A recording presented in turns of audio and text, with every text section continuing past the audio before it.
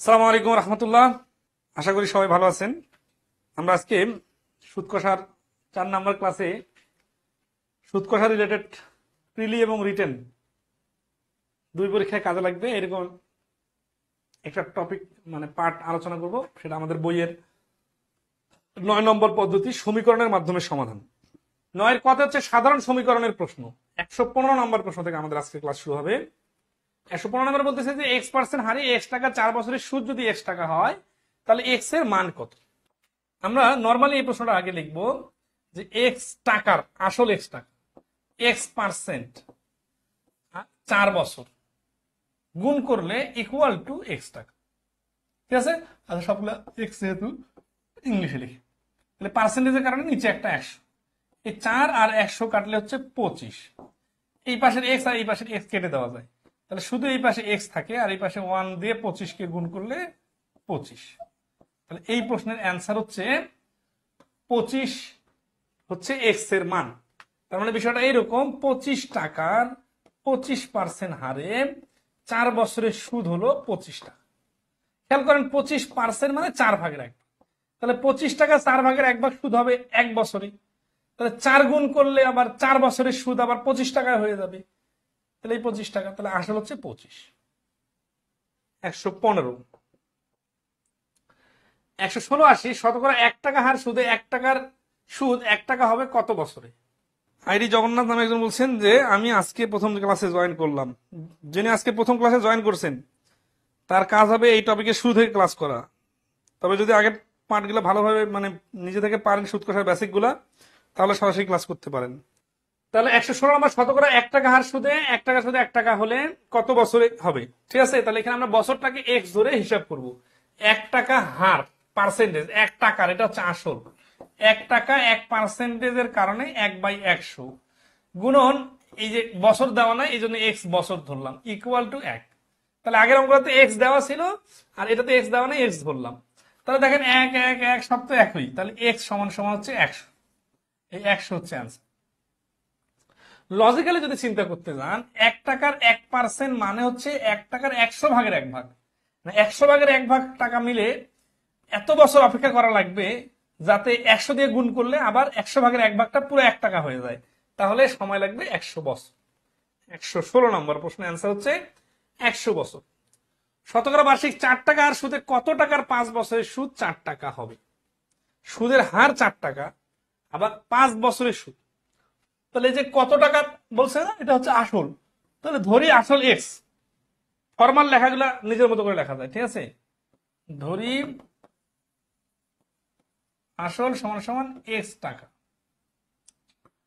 এখন X টাকার এই বার্ষিক 4 টাকা মানে 4% মানে 4/100, 5 বছর মানে 5 দ্বারা গুণ ইকুয়াল টু সুদ হচ্ছে 4 টাকা। দেখেন সমীকরণগুলো কিন্তু খুব সহজ, জাস্ট ধাপে ধাপে সাজাই দিবেন, যেটা থাকবে না ওইটাকে ধরে বাকিগুলো ক্যালকুলেশন করলে হয়ে যাবে।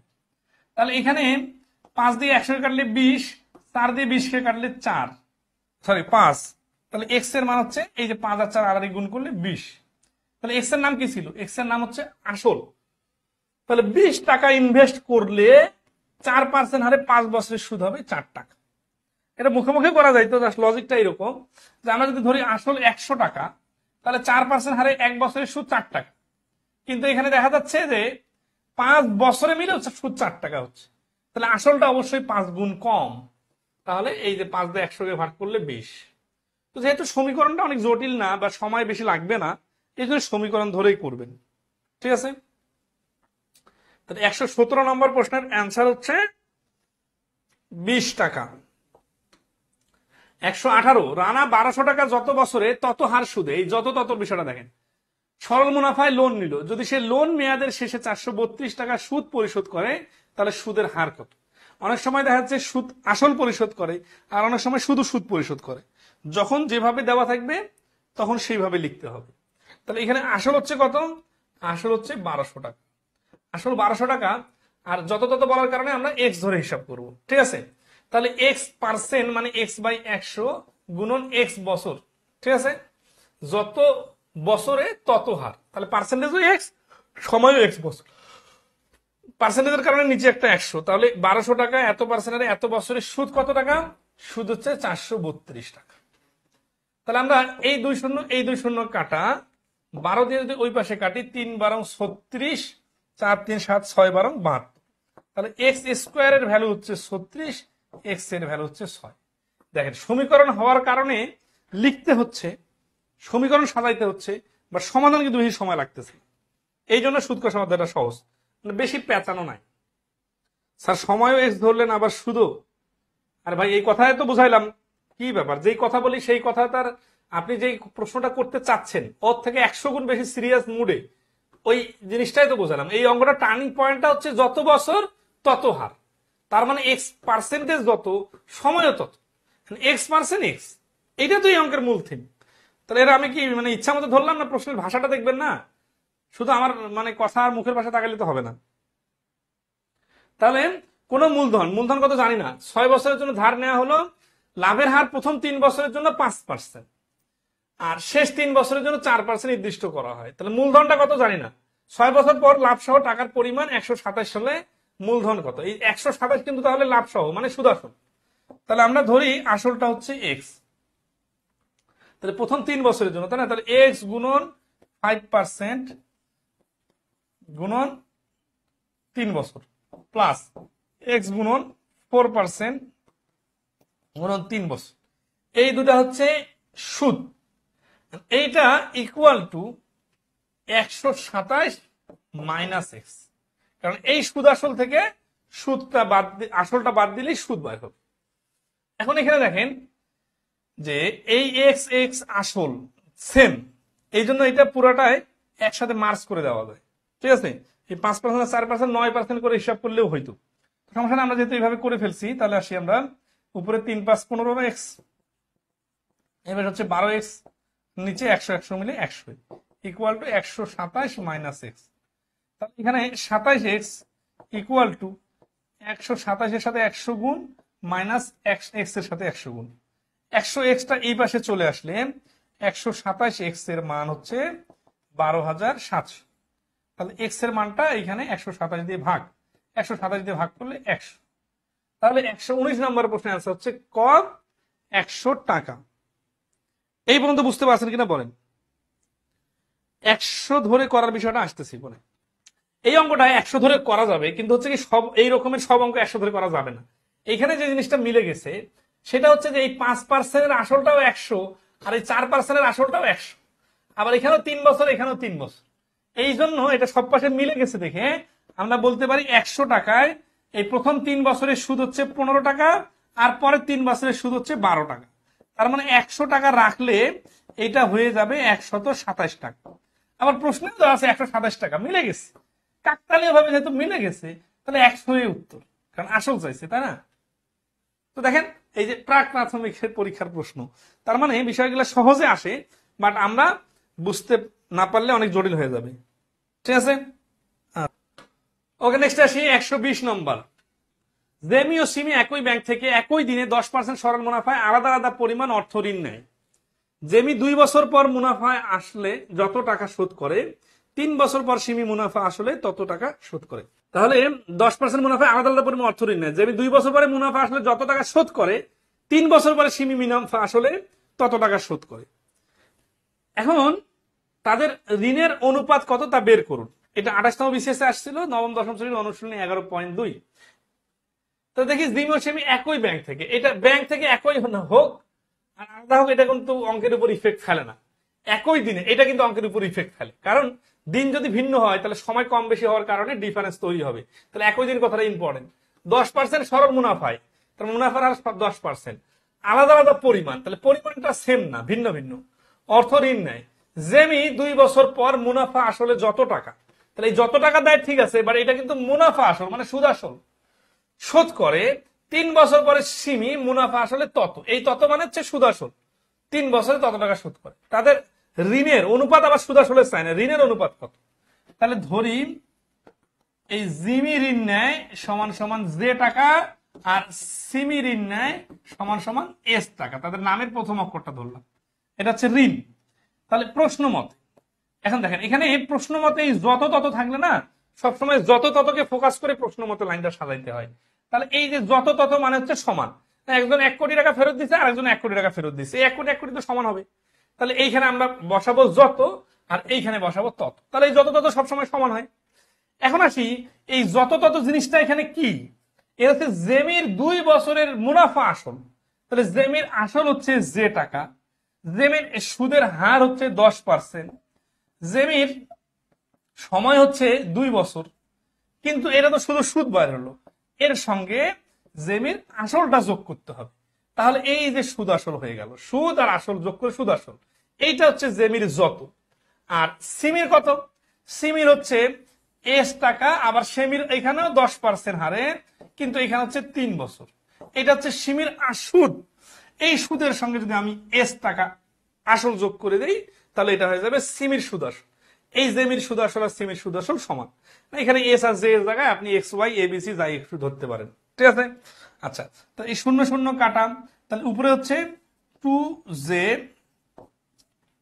2জে ডিভাইডেড 10, আচ্ছা 2 দিয়ে আরো কাটা যায়, তাহলে J divided 5 plus J equal to এই পাশে হচ্ছে কি দেখেন 3s divided 10 plus S, but হ্যাঁ বা এখন এখানে আসি 5জে আর জে মিলে হচ্ছে 6জে,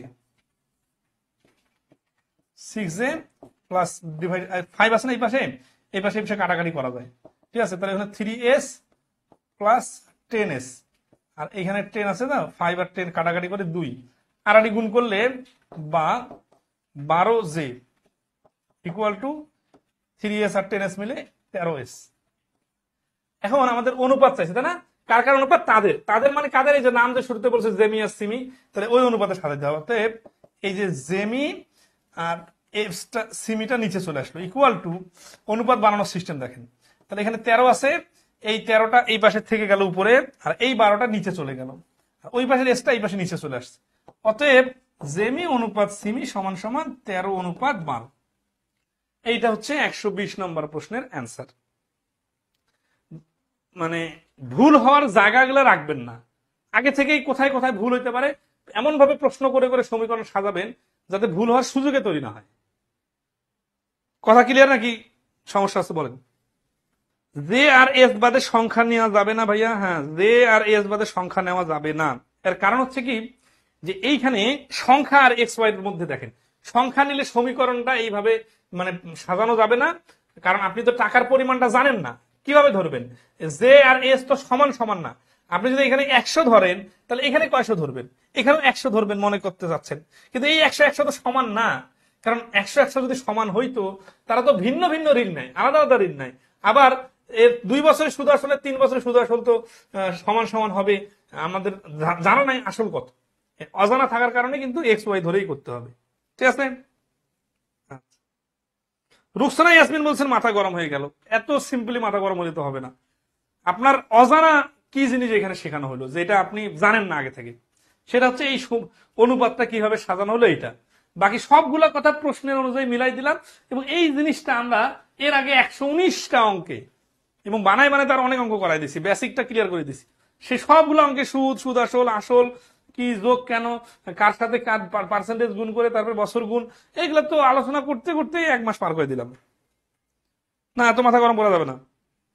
ওকে, তাহলে 9 খ আসি, রুল অফ অ্যালিগেশন আমরা শিখবো। এটা সমীকরণ টাইপের প্রশ্ন, কিন্তু একে এমন ভাবে সাইজ করা যায় যে কয়েক সেকেন্ডে উত্তর বলা যায়। হ্যাঁ, অঙ্কটা ফিল করলাম খন্দকার ফারহান শাহিন, মানে এমন ভাবে আমি ভেঙে ভেঙে বোঝাই দিলাম, এখন যদি কেউ বলেন আবার বলেন, আর বলার কিছু নাই, নতুন করে বলার কিছুই নাই, মানে প্রশ্নের ভাষার সাথে সাথে কিভাবে ভেঙে ভেঙে মিলাই দিলাম এবং কোন যুক্তিতে আগাইতে হবে সেটাও সুন্দর করে সমীকরণে সাজাই দিলাম। আমার জানা নাই যে আর কোথাও আপনারা এইভাবে ক্লাস মানে এইভাবে যুক্তি দিয়ে ভেঙে ভেঙে ধরায় দেয় কিনা, ঠিক আছে। আচ্ছা আসি 121 নম্বর, এখানেও এলিগেশন প্রশ্নগুলো কিন্তু সমীকরণের প্রশ্ন, বাট এটা শর্টকাট এলিগেশনে করা যায়, সেটা আমরা দেখবো, দুইটা দেখবো। 121 নম্বর প্রশ্ন দেখেন, মিলন 5600 টাকার কিছু টাকা 5% সরল মুনাফায় এবং অবশিষ্ট টাকা 4% সরল মুনাফায় বিনিয়োগ করে। এই টাইপের প্রশ্নগুলো যে কোনো জবের পরীক্ষায় রিটেনের জন্য খুব আসে। আমি কয়েকদিন আগে একটা রিটেনের পরীক্ষার প্রশ্ন সমাধান করে দিলাম, এই সেম টাইপের প্রশ্ন আসছে যে একটা অনেক বড় টাকা দুইটা ভাগ করে দুইটা ভিন্ন ভিন্ন পার্সেন্টেজে বিনিয়োগ করে, সে 1 বছরে, এখানে 1 বছর বলছে, এখানে 10 বছর বলতে পারে, 3 বছর বলতে পারে, 256 টাকা মুনাফা পেলে 4% হারে কত টাকা বিনিয়োগ করেছিল। আপনারা হয়তো বিশ্বাস করবেন না, আগামী 1 মাসের মধ্যে আপনারা যারা পরীক্ষা দিতে যাবেন দেখবেন কোনো না কোনো পরীক্ষায় এইরকম প্রশ্ন আসছে, সেটা প্রিলিতেও আসতে পারে, রিটেনও আসতে পারে। কারণ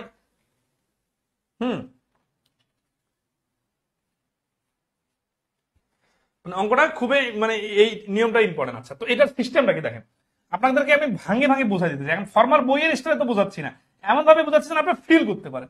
এই 56 টাকাকে দুইটা পার্ট বানাইতে হবে। এখন আপনি একটাকে এক্স ধরলে অটোমেটিক্যালি আরেকটা বিয়োগ করে দিলে হবে। এখন কাকে এক্স ধরবেন? সবসময় চেষ্টা করবেন যেটার মান বাইর করতে বলছে ওকে এক্স ধরবেন। যেহেতু দুইটা পার্টে যে কোনোটাকে যে কোনো নাম দেওয়া যায়, তাহলে 4% হারে বিনিয়োগ করছে এক্স টাকা, তাহলে 5% হারে বিনিয়োগ করছে 5600 মাইনাস এক্স টাকা। তো দেখেন তো এই যে এইভাবে বলাই, তারপরে আর কি থাকে। আমি তো এখন ফর্মালি বইয়ের সমাধান আপনার কপি পেস্ট করতেছি না। এখন এই 4% হারে এক্স টাকা আর 5600 মাইনাস এক্সটা হচ্ছে 5% হারে। এখন 1 বছর বলার কারণে এই যে এক্স হচ্ছে আসল, এইটাকে নাম ধরে কি ধরি 4% হারে বিনিয়োগ করছে এক্স টাকা আর 5% হারে বিনিয়োগ করছে 5600 মাইনাস এক্স। প্রশ্ন মতে চলে আসলো। প্রশ্ন মতে সাজাইতে গেলে আপনাকে দেখতে হবে আপনার হাতে কি কি অস্ত্র আছে ডান পাশে লেখার জন্য। এখানে আপনার হাতে অস্ত্র আছে 256 টাকা, যেটা হচ্ছে এই দুই অংশ থেকে 1 বছরে প্রাপ্ত মোট সুদ। তাহলে এক্স এর 4% যদি আমি লিখি তাহলে এটা 1 বছরের সুদ বাইর হবে। আর বছর যেহেতু 1 বছর, এই জন্য 1 বছর গুণ করার দরকার নাই। প্লাস 5600 মাইনাস এক্স এর 5%, এইটা নিচে 180, আর কিছু নাই। বছর বেশি থাকলে গুণ করতাম। এইটা সুদ, এটা সুদ, এই দুই সুদ যোগ করে 256। যদি আবার বলতো 256 সুদ আসল, তাহলে এর সঙ্গে আবার এক্স যোগ করতাম, এর সঙ্গে আবার 5600 মাইনাস এক্স যোগ করতাম। তাহলে এই ডিফারেন্স গুলো তো আমরা অলরেডি প্রথম দিনের ক্লাস থেকে শুনে আসতেছি, তাই না? আচ্ছা, এখানে এখন ছোট ছোট কিছু টেকনিক দেখাই দিব। সেটা হচ্ছে যে এইরকম অঙ্কগুলোতে আপনি 4 আর 100 কাটাকাটি করবেন না, 5% আর 100 কাটাকাটি করবেন না। কেন? কারণ নিচে দুইটাতে যদি কমন 100 থাকে, এই 100টাকে আপনি ডাইরেক্ট ট্রান্সফার করে দিতে পারবেন। তাহলে আমরা উপরে লিখি 4x প্লাস এই 5 দিয়ে গুণ করি, 5 শূন্য শূন্য 5 শূন্য শূন্য 530 শূন্য হাতে করে 3, 5 5 25 আর 3 28, 28000 মাইনাস 5x। এই যে নিচে 100 নিচে 100 ছিল না, এটা তো মানে এভারেজে 100, তাই না? এই 100টা ওই পাশে নিয়ে যাব, তাহলে 256 এর সাথে দুইটা শূন্য লাগিয়ে দেবো। ঠিক আছে, এটা সুবিধা হবে কি দেখেন, 4x থেকে 5x বিয়োগ করলে থাকে শুধু x। এই 28000 ওই পাশে চলে গেলে 28000 থেকে 25600 বাদ দিলে থাকবে আর কত, 1400, সরি 28000, 25000 থেকে 3000, 2400, 24। তাহলে এক্স এটা ক্যালকুলেশন করে নেবেন। হ্যাঁ, এক্স এর মান 24, তাহলে এই যে খ 2400 অ্যান্সার। এমসিকিউ পরীক্ষায় এতটুকু লিখতেও সময় লাগবে। আগে অঙ্কের অ জানতাম না, এখন আলহামদুলিল্লাহ। আচ্ছা, তাহলে দেখেন তো এত সুন্দর করে ভেঙে সমীকরণ দেখাই দিলাম, আর নতুন করে কি দেখানোর আছে? এই যে ছোট্ট ট্রিক্সটা দিলাম, এইটা হচ্ছে এখানকার নতুন জিনিস। আর যুক্তিগুলো তো অনেক আগে থেকে আমরা ধাপে ধাপে এই পর্যায়ে নিয়ে আসছি। এইটা হচ্ছে রিটেনের জন্য বেস্ট একটা স্টাইল, বেস্ট একটা অঙ্ক বেস্ট, কারণ এই টাইপের প্রশ্ন রিটেনে খুব আসে। আচ্ছা, তো এখন আসি আমরা এটার কয়েক সেকেন্ডের সমাধানের টেকনিক দেখবো, সেটা হচ্ছে rule of alligation. Rule of এলিগেশনের ক্লাস আমরা এই আগামী একটা টপিক পরে হয়তো বা করবো, অনুপাতের পরে শুরু করে দিব। ঠিক আছে, খুব সুন্দরভাবে শিখতে পারবেন। তো এখানে আসি, রুল অফ এলিগেশনটা হচ্ছে যে আমাদের 5% আর 4% আছে না, এইখানে 5% আর এইখানে হচ্ছে 4%, অথবা আমরা প্রথমে 4% পরে 5% দিলেও সমস্যা নাই, উল্টা পাল্টা হলে সমস্যা নেই। এখন আসি 5600 টাকা হচ্ছে আমাদের মোট আসল, আর এইখানে 256 টাকা হচ্ছে সুদ। রুল অফ এলিগেশন এই ক্রস চিহ্নটার মাঝখানে লিখতে হয় সবসময় মোটের উপরটা, মানে সবসময় সর্বমোটটা এখানে বা এভারেজটা লিখতে হয় এখানে 256। তাহলে আমরা আসি যদি 4% 5% বিনিয়োগ করতো তাহলে কত টাকা পাইতো? 56 10% 560, তাহলে 5% হবে 280 টাকা। 56 5% যদি 280 টাকা হয়, তাহলে 4% কত হবে? 5 দিয়ে ভাগ করে 4 দ্বারা গুণ, তাহলে 5 5 25, 5 6 30, 56 টাকা বাদ দিলে হয়ে যাচ্ছে 224 টাকা। এইভাবে কি চিন্তা করতে পারবেন?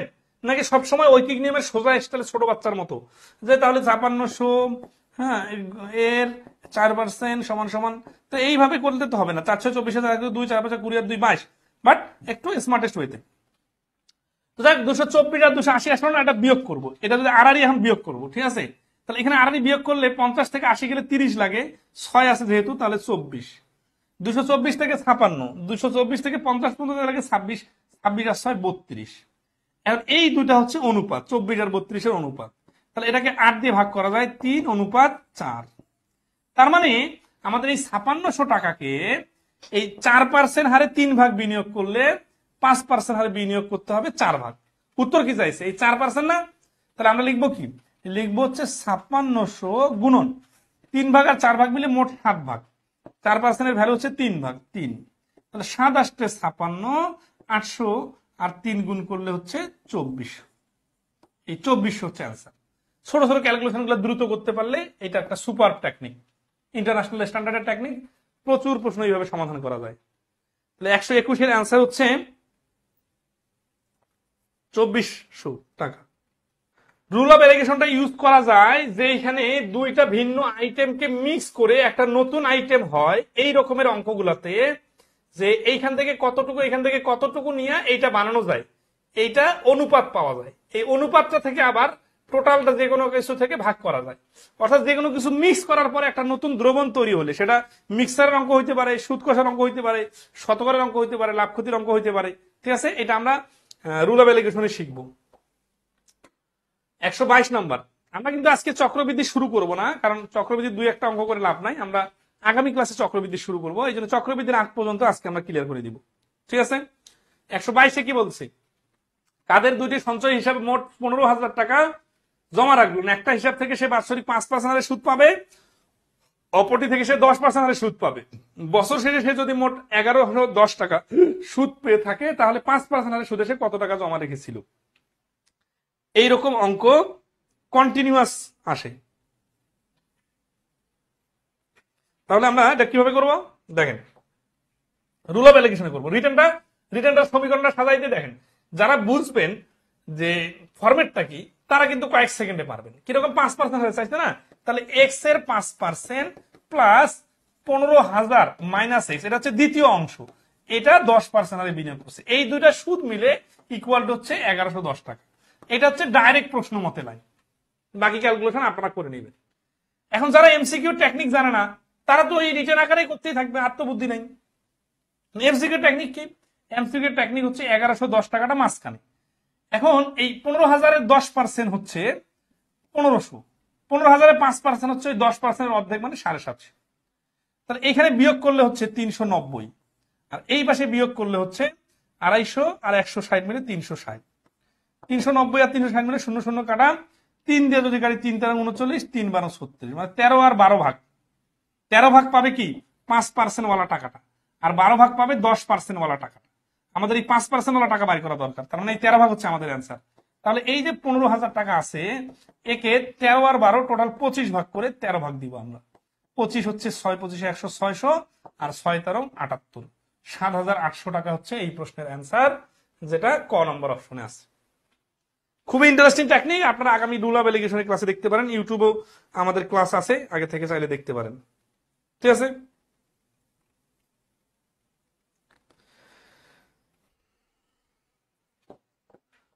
ওকে নেক্সট আসি। এটা নিজে করবেন। হ্যাঁ, 123 নাম্বার। একজন লোক 5400 টাকা কিছু টাকা নিয়োগ করলেন, 5% সরল মুনাফায়, অবশিষ্ট 4% সরল মুনাফায়। বছর শেষে 247 টাকা মুনাফা পেলেন। তিনি 5% বিনিয়োগ করলেন কত টাকা? এই 123 নম্বর অঙ্কটা আপনারা নিজে থেকে করবেন, পারবেন কিনা বলেন?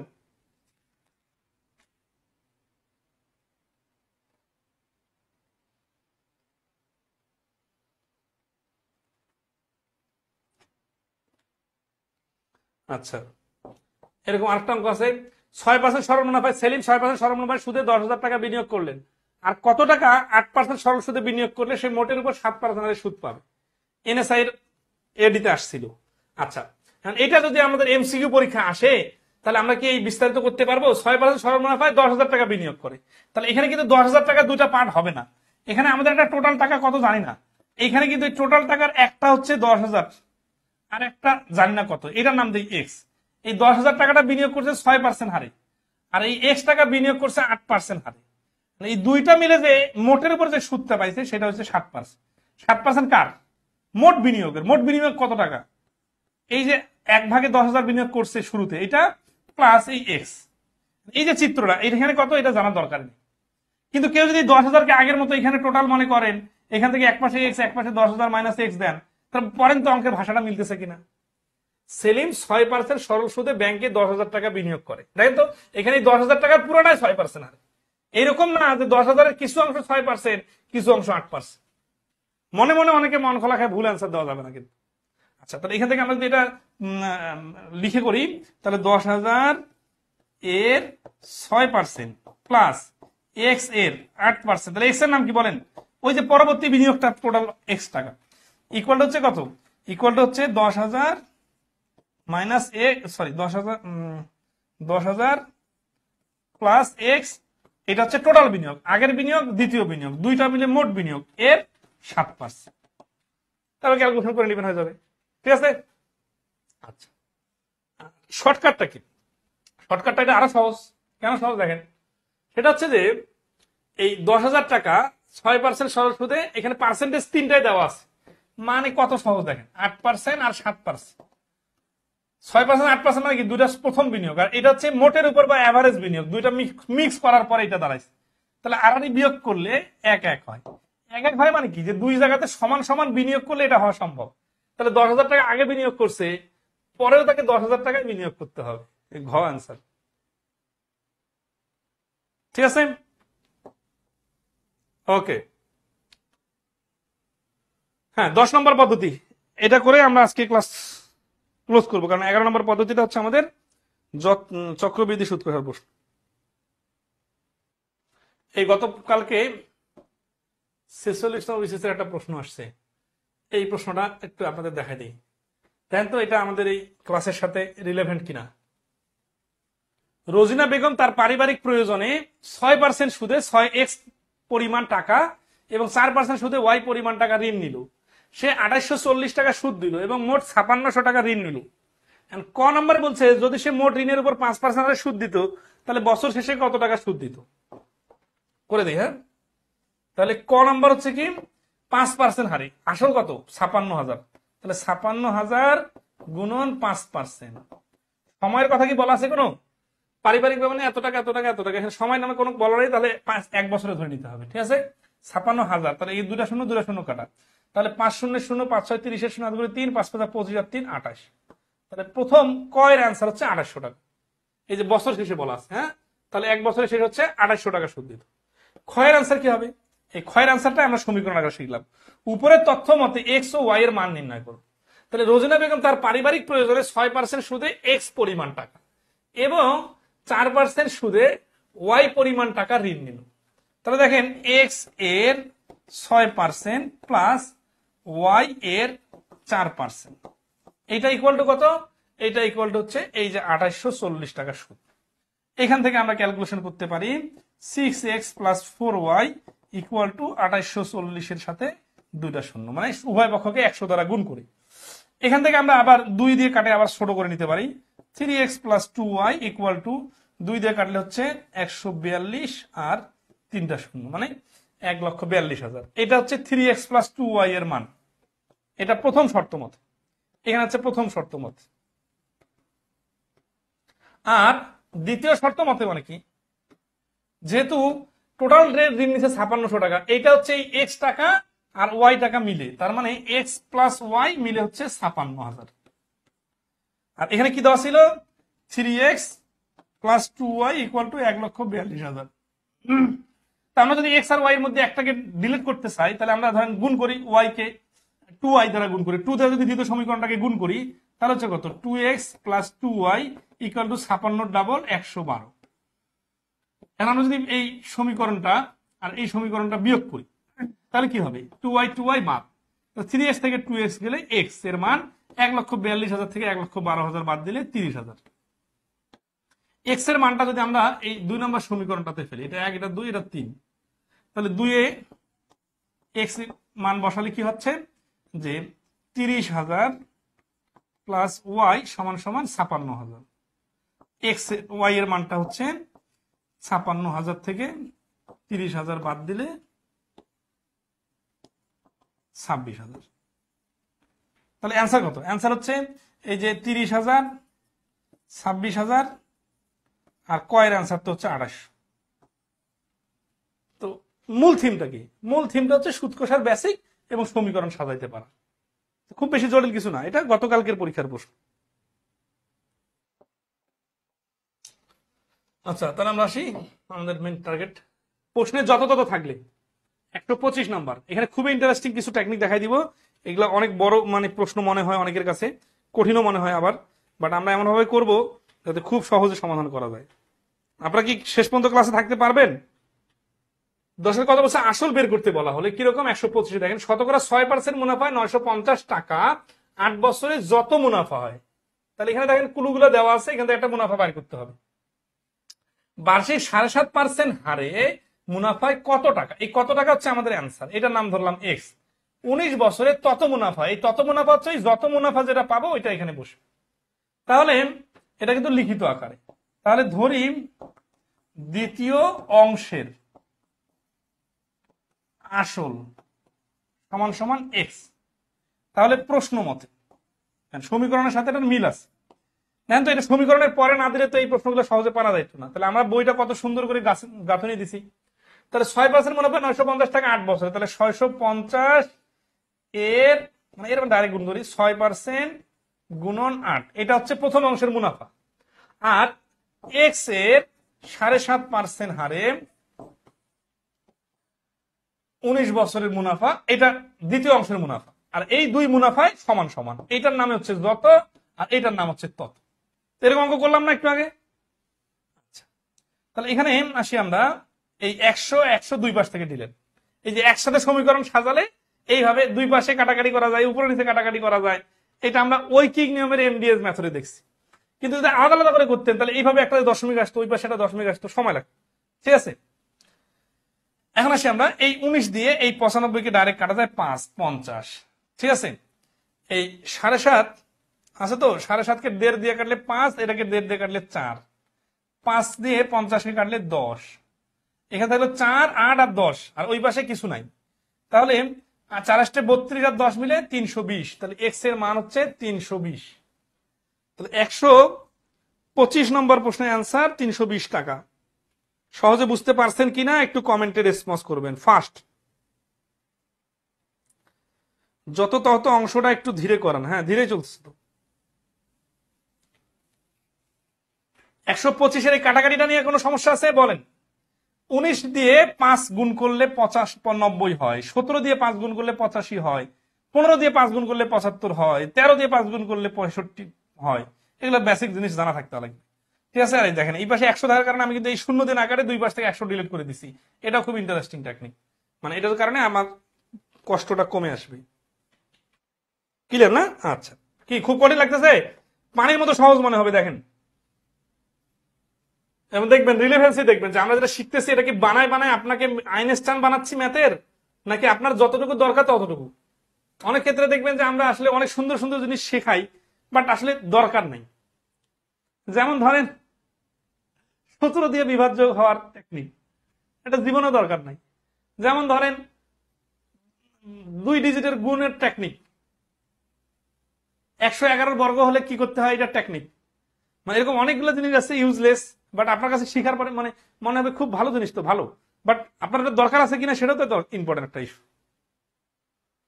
কিন্তু আমরা যেটা শেখাচ্ছি এখানে দরকারি জিনিস। আপনার যদি ক্লাস 5-এর বই বাই করে পড়াই, আপনার কাছে অনেক মনে হবে যে ক্লাস 5-এর বই আমাকে ক্লিয়ার করে দিতেছে, খুব ভালো, কিন্তু ওইটার অনেক কিছু আপনাদের দরকারে নেই। এই বিষয়গুলো মাথায় রাখবেন, আমরা সব দরকারি জিনিস শেখাচ্ছি। বার্ষিক 8% সুদে 1200 টাকার 5 বছরে যে সুদ হয়, এই যে সুদ হয়, যে সুদ মানে এটা কিন্তু বাড়ি করে ফেলা সম্ভব, এখানে এক্স লাগবে না। তাহলে 1200 এর এই দেখেন 8 আর 5 মানে 40%, 1200 40% বাড়ি করলে হয়ে যাবে। অথবা 1200 8% হচ্ছে 8 12 96 টাকা, 96 আর 5 গুণ করলে হচ্ছে 480 টাকা। তার মানে এই যে সুদ 80 টাকা, 480 টাকা মুখে মুখে বাড়ি করা যাবে। অনেক প্রথম পদ্ধতির প্রথম নিয়মে তো এটা ছিল, সুদ বাড়ি করা না, ভুলে গেলে চলবে না কিন্তু। তার মানে এটা একটা ছোট অঙ্ক আর এটা আরেকটা অঙ্ক, এই পদ্ধতিটাতে এই দুইটা অঙ্ক একসাথে লাগাই দিছি। তো যাই হোক, বার্ষিক 6% সুদে কত টাকার, এই কত টাকার মানে এক্স টাকা, 10 বছরে তত সুদ হবে, এই তত সুদ মানে ওই টাকা। তাহলে আমরা পরীক্ষার হলে ডাইরেক্ট লিখবো 1200 এর 8% গুণন 5, এটাকে এর না লিখে ডাইরেক্ট গুণ দিল, তাহলে দ্বিতীয় লাইন লেখা লাগবে না, এক লাইনে আনসার চলে আসবে। বার্ষিক 6% কত টাকার, এই কত টাকার নামে দিলাম এক্স টাকার। এক্স টাকার 6% মানে 6/100 গুণন 10 বছর মানে 10। এই জিনিসটা যে এইভাবে লেখা যায়, এই পয়েন্টটাকে আপনারা ক্লিয়ার কিনা বলেন। সমীকরণ শিখে আসার পরে এই অঙ্ক করার কারণে অনেক ইজি হচ্ছে না? তাহলে এই পাশে সবগুলো ক্লু দেওয়া আছে ঐকিক নিয়মের মতো, আর এইখানে একটা ক্লু দেওয়া নাই। কাটাকাটি করার পরে যে অবশিষ্ট থাকবে সেই আমাদের অ্যান্সার। এইভাবে সুবিধা হচ্ছে কি 100 ডিলিট করে দেওয়া যাচ্ছে। যদি এখানের সাথে ডিলিট করা যায় তো সমস্যা নাই, তো আমরা এইবারে শূন্য এইবারে শূন্য কাটাকাটি করতে পারি। ঠিক আছে, এই 6 দিয়ে 120 কে কাটলে হয় আমাদের 20। আর কিছু বাকি আছে এই পাশে? কোনো কিছু বাকি নাই। এই পাশে নিচেও কিছু নাই, তাহলে মানে যা আছে তার গুণ হবে। এখন 5 আর 20 100, 8 আর 100 মিল হচ্ছে 800। এত সহজে কি আর কোথাও আছে বলেন? কারণ আপনি যদি সমীকরণকে ভয় পায়া আপনি এখন কিভাবে করতে পারেন জানেন? এই অঙ্কটা অনেক ক্ষেত্রে আপনারা দেখবেন অন্য যে কারো, আপনার যে বন্ধু ভালো ম্যাথ পারে, আপনার রুমমেট ম্যাথ পারে, আপনি যে অন্য একটা টিচারের কাছে অঙ্কটার সমাধান খুঁজেন, নর্মালি যেভাবে করে দিবে সেটা আমি দেখাই দেই। মানে অধিকাংশ ক্ষেত্রে 1200 এর 8% গুণন 5 সমান সমান হচ্ছে 480 টাকা সুদ। এরপরে আবার এটা অথবা সূত্র প্রয়োগ করে করবে। দেখবেন আমি মানে যদি আপনাদের অ্যাজ ইউজুয়াল যদি 100 জনকে পিক করি, 90 জন এই প্রশ্নের অ্যান্সার এইভাবে দিবে 1200 গুণন 8, মানে সূত্র I equal to P N R, এই সূত্র শূন্য শূন্য কাটা, এখান থেকে আসলো 480। আবার দ্বিতীয়টা আবার আরেকটা সূত্র, একটা সূত্র কি 6% সুদে কত টাকার 10 বছরের সুদ, এখানে আসল বার করতে বলছে। পি এক্স আর ওয়াই জেড এগুলো যদি লিখতেন তাহলে তো খবর আছে।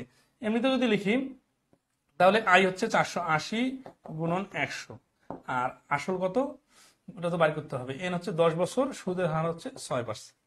তাহলে 6 10 সরি এই 10 শূন্য শূন্য কাটা 6 আসছে 48, 80 80 আর 10 গুণ করলে 80। অধিকাংশ জন এই সূত্র দিয়ে করব। এখন এই সূত্র দিয়ে কারো কাছে শেখার কিছু নাই। এটা আপনি শিখতে যাওয়া মানে আপনি মানে একেবারে মানে কি বলবো, অনেক ক্ষেত্রে আমি দেখি এখন যদি কাউকে আমি বলি যে 5 আর 5 10 হয়, আর সে যদি হাততালি দেয়, তাহলে আপনার হাততালি দেওয়া দেখে ইমপ্রেসড হয়ে যাবেন যে সুপার কিছু শেখাইছে, নাকি যে হাততালি দিবে তাকে গাধা মনে করবেন যে 5 5 10 হয় এটাই জানে না। তো এই সূত্র দিয়ে এইভাবে মান বসায় অঙ্ক করা আর এইটা দেখে ইমপ্রেস হয়ে হাততালি দেওয়া বিষয়টাও এইরকম। কারণ এটা তো আপনি ক্লাস 8-এ শিখছেন এবং এটা একই সূত্র সবখানে ইউজ করা যায় এবং এখানে মানগুলো শুধু বসালে অ্যান্সার চলে আসে। তাহলে এটা আপনি না পারা মানে তো আপনি বোকা। এই জিনিসটা নিজে অনেকে বুঝে না, তখন এমন সহজ সহজ জিনিসে এমন বেশি লাফায়, মনে হয় কি যে আইনস্টাইনের 4র্থ সূত্র আবিষ্কার করে ফেলছে। ঠিক আছে না? আমরা বিশাল কিছু আবিষ্কার করছি, বিষয়টা এরকম না, কিন্তু বিষয়টা হচ্ছে যে একটু নতুন স্টাইলে এবং বুঝে বুঝে এবং রিটেন আকারে লেখা যাবে। 127 এগুলা করে নিবেন, ঠিক আছে, যেহেতু একই রকম অঙ্ক। 128 বলছি, বার্ষিক 3% হার সুদে 250 টাকার 6 বছরের সুদ হয়, বার্ষিক 5% হার সুদে কত টাকার 4 বছরের তত সুদ হয়। তাহলে জিনিসটা একই, তাহলে নতুন করে করার কিছু না, এটা আপনারা একটু মাথা খারাপেন। হ্যাঁ, বছর বা হার দেওয়া থাকলে আগের বার কি হচ্ছে বের করা, মানে আগের বার আমরা আসল বাড়ি করলাম, এবার আমরা কি বাড়ি করবো দেখেন। ঐকিকের সময় বিষয়গুলো একদম ক্লিয়ার করে দিয়েছেন, আজকে তার আরো বিস্তারিত প্রয়োগ দেখতেছি।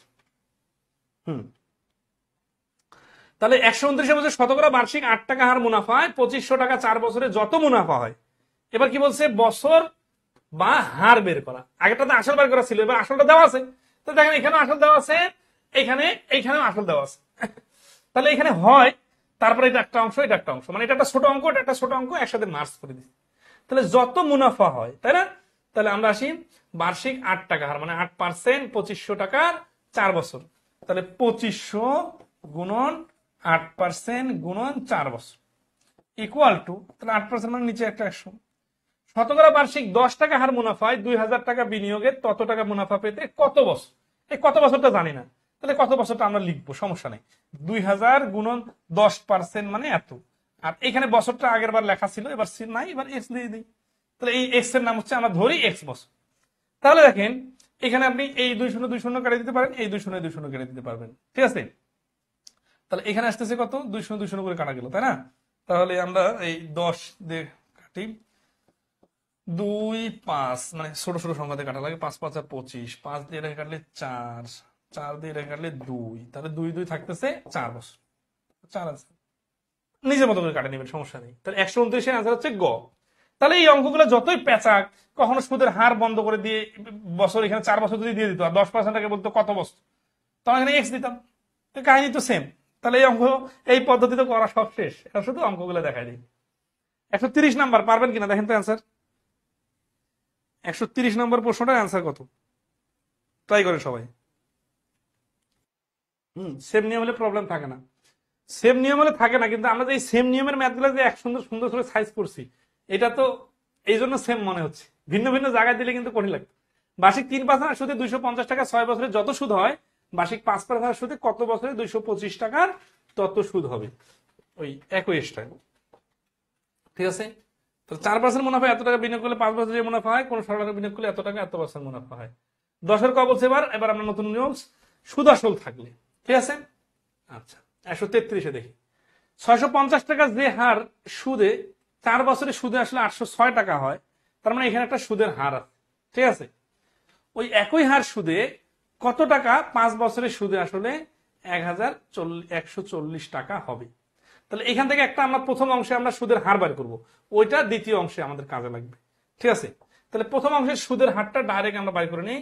650 হয়ে গেল 806, তার মানে 156 টাকা বাড়ছে। এই ছোট ছোট যোগ বিয়োগ আমি ডাইরেক্ট করে নিই, অনেকে খুঁজে পায় না যে 156 কোথা থেকে আসে। এই যে 156, এটা হচ্ছে সুদ। 650-এ যদি 156 হয়, তাহলে 100-তে কত? এটা হচ্ছে যেহেতু 4 বছরে, তাহলে 1 বছরে কত 4 দ্বারা ভাগ করতে হবে। 0 0 কাটা, 5 13 65, 5 2 10, 13 12 156, 4 3 12, এইখানে হচ্ছে 6%। এখন 6% হারে কত টাকা, এই যে কত টাকা মানে আসল বাইর করতে বলছে। তাহলে এরকম অঙ্ক তো আমরা শিখছি আগে, 100% মান বাইর করলে আসল বাইর হবে। তাহলে এখানে 1040 কি, 1040 হচ্ছে সুদ আসল। প্রথম অংশের কাজ হয়ে গেল, এখান থেকে আমরা পাইলাম 6%। দ্বিতীয় অংশে 6% আর 5 বছর মানে 130%, এর মান 140, 1040। যারা এর আগের ক্লাস করার নাই তারা বুঝতে কঠিন হবে যে 6% আর 5 বছর গুণ করলে সুদ 30% হয়। আসলে 100%-এর সাথে 30% সুদ যুক্ত হলে সুদ আসলে 130% হয়। 130%-এর মান যদি 1040 হয়, 100%-এর মান হবে এই যে 1040 গুণন 130 গুণন 100, তাহলে হচ্ছে 0 0 কাটা, 13 7 13 91, 8 13 160, আর 100 গুণে 800। তাহলে এখানে দুটা পার্ট। আচ্ছা এখানে আসি, যে এখানে এক্স ধরে আগের মতো হচ্ছে না কেন? এর কারণটা হচ্ছে যে এইখানে যদি আমরা এক্স ধরি, এক্স কাকে ধরবো? যে হার না, এই যে হারকে X% ধরলে সমীকরণ সাজালে ওই একই কাজগুলো করতে হবে। ঠিক আছে, সুদ দেওয়া নাই তো সুদটা আগে বাইর করতে হবে। তো এখানে এইভাবে করা সোজা, দুটা পার্ট আলাদা আলাদা করে করবেন। 134-এর অ্যান্সার সবাই বলেন দেখি কতটুকু শিখলেন আজকের ক্লাস। আমার বেশি কর না, এখানে ক্লাস করে দেবো, ক্লোজ করে দেবো। 134, এটা লাস্ট ওয়ান আজকের ক্লাসের। 134 নম্বর অঙ্ক করে দেন, এরপরে চক্রবৃদ্ধি সুদ কষার উপর আমরা 2টা ক্লাস নিব, নিয়ে এই টপিক ক্লিয়ার। কি পারবেন এটা না কি অবস্থা বলেন? পারতে হবে, একটু সময় লাগতেছে না? আচ্ছা, মানে সবার আগে শুরু করতে হবে যে অঙ্কটা স্টাইলটা কি হবে শুরু। 330 টাকা আসল যে হারে, মানে একটা পার্সেন্টেজ আছে কত জানি না, 3 বছর পরে সুদে আসলে এত টাকা। তাহলে এই 330 টাকায় তো 429 টাকা হয়ে গেল। 430 টাকা যদি হইতো তাহলে 100 টাকা পারতো, 29 টাকা হয়েছে মানে 99 টাকা। এইটা না করে আপনি যদি 429 ডিভাইডেড 330 আবার বিয়োগ করতেই তো সময় বেশি লাগবে, মুখে মুখে করে ফেলতে হবে কাজ। তো 99 কি? 99 হচ্ছে সুদ কয় বছরে? 3 বছর। 3 বছরে 99, তাহলে 1 বছরে কত? 33। 330-এ যদি 33 হয় তাহলে পার্সেন্টেজে কত? 10 ভাগের 1 ভাগ মানে 10%। তাহলে এই যে এখানে যে পার্সেন্টেজটা এতক্ষণ অজানা ছিল, এটা 5 সেকেন্ডের মধ্যে বাইর হয়ে গেল যে এটা 10%। এরপরে আসি, একই হার মানে কি? ওই 10%, মানে যে 10% আগেরটা বাইর হলো। 650 টাকা 5 বছর পরে সুদে আসলে কত টাকা হবে? তাহলে 650 টাকা 10% মানে 65 টাকা সুদ। কি এটা ডাইরেক্ট পারবেন না? 5 বছরে কত? 5 দিয়ে গুণ, 5 6 30, 5 5 25, 325 টাকা সুদ। 650 টাকা আসল আর 325 টাকা যদি সুদ হয় তাহলে 975 টাকা। 134 নম্বর প্রশ্নের অ্যান্সার হচ্ছে ঘ, 975 টাকা। এই তো পারছেন অনেকে। মহসিন মিয়া 975, এনডি মিথুন বিশ্বাস 975, মোহাম্মদ আবু হান্নান 975, ইমরান হোসাইন 975, আয়াতুল্লাহ আয়াত 975, খন্দকার ফারহান শাহীন 975, তাসনিম মিফা, এত সবাই তো সঠিক অ্যান্সার দিতে পারছেন। গুড, তাহলে আজকে বন্ধে থাক নাকি, আজকে একটু কম লোড থাক, কঠিন প্রশ্ন করলাম। আমরা আগামী ক্লাসে চক্রবৃদ্ধি শুরু করবো। আপনারা চাইলে ইউটিউব থেকে আমাদের চক্রবৃদ্ধির বেসিক ক্লাসটা দেখতে পারেন। একেবারে এমন ভাবে শেখাই দিব যে শুধু সহজ সহজ অঙ্ক না, শুধু প্রিলি রিটেনের অঙ্ক না, এমন অঙ্ক আপনি করতে পারবেন যেগুলা আপনার দেখা অনেক টিচারও শর্টকাটে কয়েক সেকেন্ডে উত্তর বলতে পারবে না, আপনি পারবেন।